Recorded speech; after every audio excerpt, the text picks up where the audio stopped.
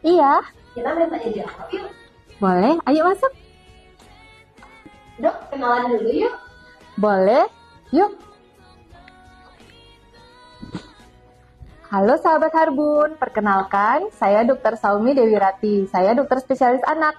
Panggil saya dengan Dr. Saumi. Dok, mitos atau fakta? Katanya kalau anak mimisan harus menggunakan kepala. Benar nggak sih dok? Mitos ya, karena pada kondisi anak mimisan justru tidak boleh mendongakkan kepala. Karena darah bisa jatuh ke bagian saluran napas dan juga bisa tertelan sehingga membuat sumbatan jalan napas dan bisa terjadi mual. Cara yang benar adalah anak harus tetap tenang dan tidak panik, kemudian posisikan tubuh untuk condong ke depan, kemudian menekan hidung selama kurang lebih 10 menit dan bernapas dengan mulut.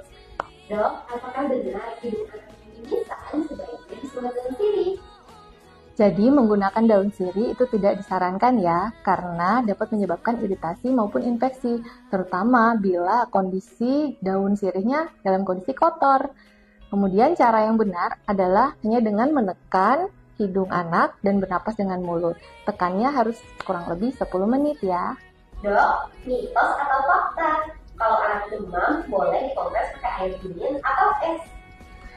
Mitos ya, mengompres dengan air dingin malah akan menutup pori-pori dan memerangkap panas, sehingga kita lebih baik menggunakan air yang hangat, di mana kita bisa mengompres di area selangkangan maupun di daerah ketiak, karena daerah-daerah tersebut memiliki pembuluh darah yang lebih besar dan dekat dengan permukaan kulit. Hal tersebut bisa lebih cepat menurunkan suhu anak. Dok, mitos atau fakta? Saat demam, anak perlu diselimuti tebal biar cepat sembuh. Mitos. Jadi, menggunakan selimut tebal malah akan meningkatkan suhu anak semakin tinggi. Yang penting adalah menjaga kenyamanan anak dengan menggunakan pakaian tipis dan cukup cairan. Dok, mitos atau fakta? Benarkah anak yang sedang kejang bisa diberi kopi agar kejangnya berhenti? Jadi, itu adalah mitos. Pemberian kopi pada anak itu tidak dapat menghentikan kejang, di mana itu malah hanya mengganggu metabolisme tubuh anak, terutama dalam penyerapan zat besi. Nah, jadi kejang itu banyak penyebabnya ya Bunda, yaitu biasanya karena epilepsi, karena kejang demam, karena infeksi, dan juga bahkan karena gangguan elektrolit dan lain-lain. Jadi bukan karena kekurangan kopi.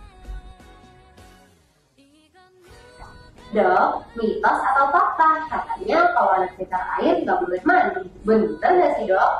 Mitos. Jadi anak dengan cacar air itu boleh tetap mandi ya, dengan menggunakan air mengalir dan sabun untuk menjaga kebersihan. Dan yang dihindari adalah tidak boleh menggaruk, karena dapat menimbulkan bekas luka dan infeksi sekunder. Jika ada pertanyaan lain, bisa ditulis nih di kolom komentar. Dadah!